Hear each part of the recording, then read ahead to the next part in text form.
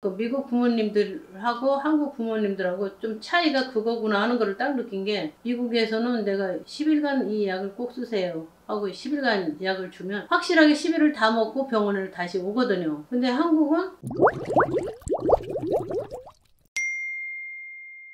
자, 오늘 주제는 소아과와 항생제에 대해서 얘기할 건데, 보호자 입장에서는 어린아이가 항생제를 먹이는 게 부담스러워서 항생제를 빼고 먹인다던가 항생제를 막 부정적으로 생각하는 분들이 많은데, 오늘은 그거에 대해서 한번 좀 심도 있게 얘기를 해보고 싶어요. 일단 소아 보호자들이 왜 항생제에 대해서 거부감을 많이 갖게 된 걸까요?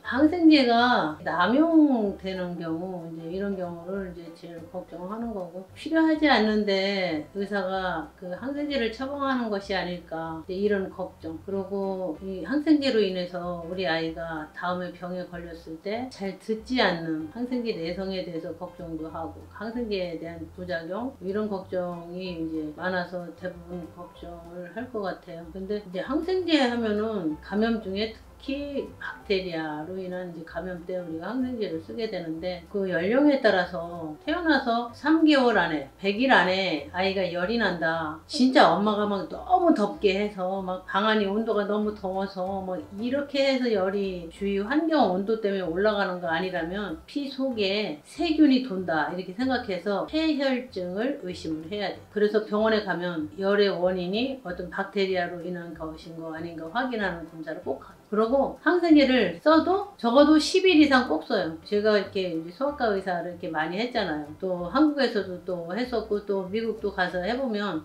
미국 가서 그 내가 이제 소아과 의사로서 이제 일했을 때는 항생제 사용하는 거가 한국보다 미국이 더 그 약한 항생제를 많이 썼어요. 왜 그런가 하면 한국의 부모님들이 일단 항생제를 싫어해요. 그래서 이제 항생제를 쓰게 되면 열만 내리면 그냥 엄마가 딱 끊어버려요. 엄마는 항생제를 안 쓰고 아이가 좀 자기가 이기는 거를 원하는 것 같아요. 근데 그러다 보니까 다음에 병이 걸렸을 때 약이 안 들어. 항생제 내성이 생기는 거예요. 그래서 내가 미국에서 그 미국 부모님들하고 한국 부모님들하고 좀 차이가 그거구나 하는 거를 딱 느낀 게, 미국에서는 내가 10일간 이 약을 꼭 쓰세요 하고 10일간 약을 주면 확실하게 10일을 다 먹고 병원을 다시 오거든요. 근데 한국은 10일 먹으라고 했는데도 한 이틀이나 3일 먹어서 열만 내리면 안 와요. 엄마들이 이렇게 이제 끊는 이런 경우가 생각보다 많아서, 그래서 혹시 한국에 더 항생제 내성이 많지 않은 건 아닐까 이런 생각을 해봐요. 원장님은 소아과에서 소아 대상으로 항생제 사용에 있어서 어떤 입장이에요?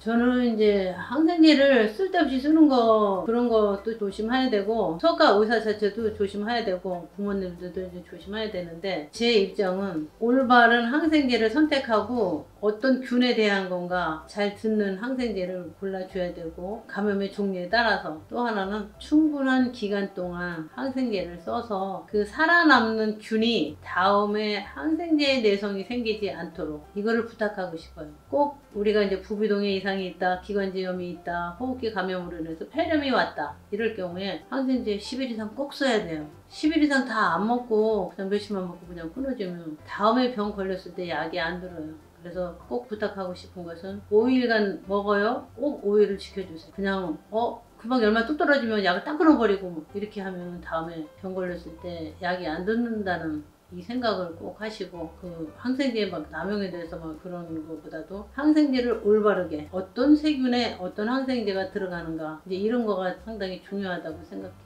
그러면 제가 궁금한 건데, 성인들이 먹는 항생제랑 아이들이 먹는 항생제랑 똑같은 거예요?